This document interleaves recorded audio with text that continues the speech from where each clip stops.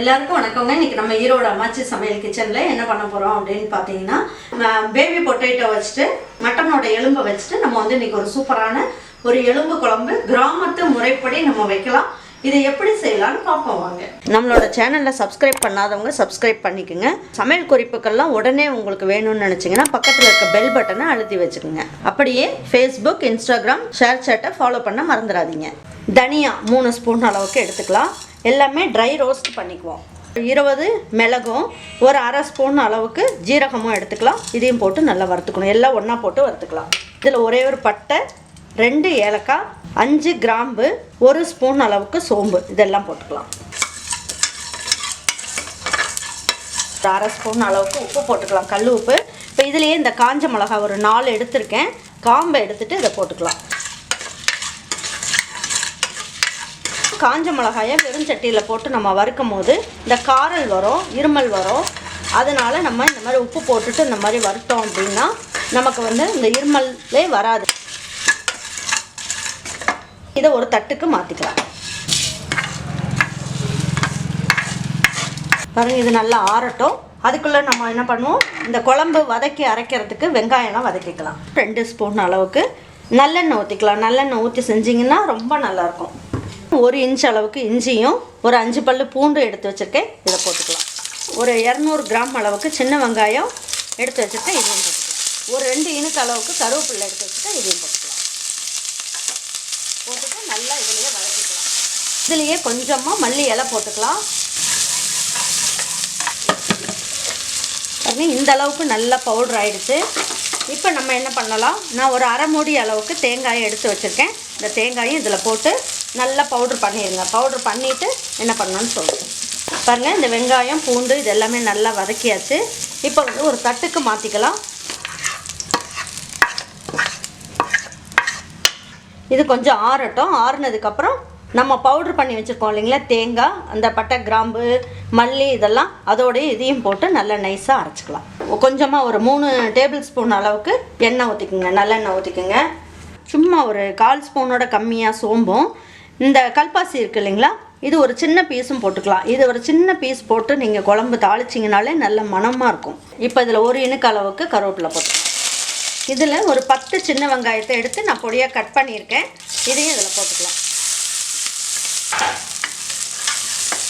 வெங்காயம் இந்த அளவுக்கு நல்லா வதக்கியாச்சு. இந்த ஸ்டேஜில் நம்ம என்ன பண்ணுவோம், ஒரு 1/4 ஸ்பூன் அளவுக்கு மஞ்சள் தூள் போட்டுக்கலாம்.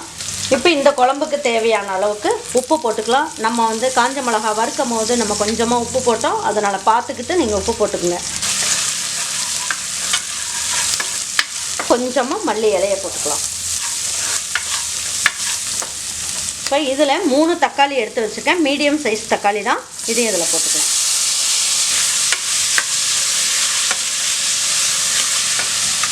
எலும்போட நம்ம வந்து கொஞ்சம் தான் சதை இருக்கும். இந்த மாதிரி மட்டனை வாங்கிட்டு வந்து வச்சுட்டு நம்ம குழம்பு வச்சோம்னா நல்ல டேஸ்ட் வந்து சூப்பராக இருக்கும்.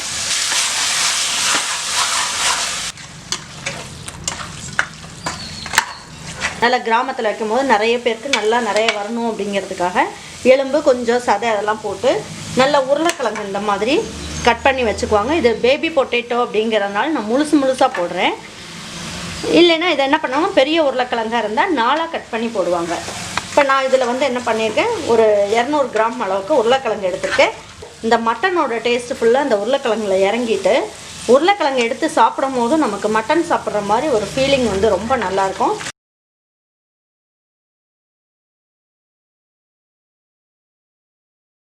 இப்போ இது வந்து நம்ம வீட்டில் அரைச்சி வச்ச குழம்பு மிளகாய் தூள். இந்த தூளையும் 1 ஸ்பூன் அளவுக்கு போட்டுக்கலாம். குழம்பு வந்து நல்லா டேஸ்ட்டாக இருக்கும். அப்படி உங்ககிட்ட இல்லைன்னா மட்டன் மசாலான்ட்டு இருந்ததுன்னா குழம்பு வைக்கிற மசாலா தூள் இருக்கும் இல்லைங்களா, அதில் 1 ஸ்பூன் போட்டுக்கணும் நீங்கள். இப்போ நான் என்ன பண்ணியிருக்கேன், இந்த மசாலா எல்லாமே நம்ம வறுத்து போட்டோம் இல்லைங்களா, காஞ்ச மிளகா, மல்லி எல்லாமே, அதுக்கப்புறம் தேங்காய், வெங்காயம் எல்லாம் ஒன்றா அரைச்சிக்கிட்டோம். பாருங்கள், நல்லா நைஸாக சூப்பராக இருக்குது.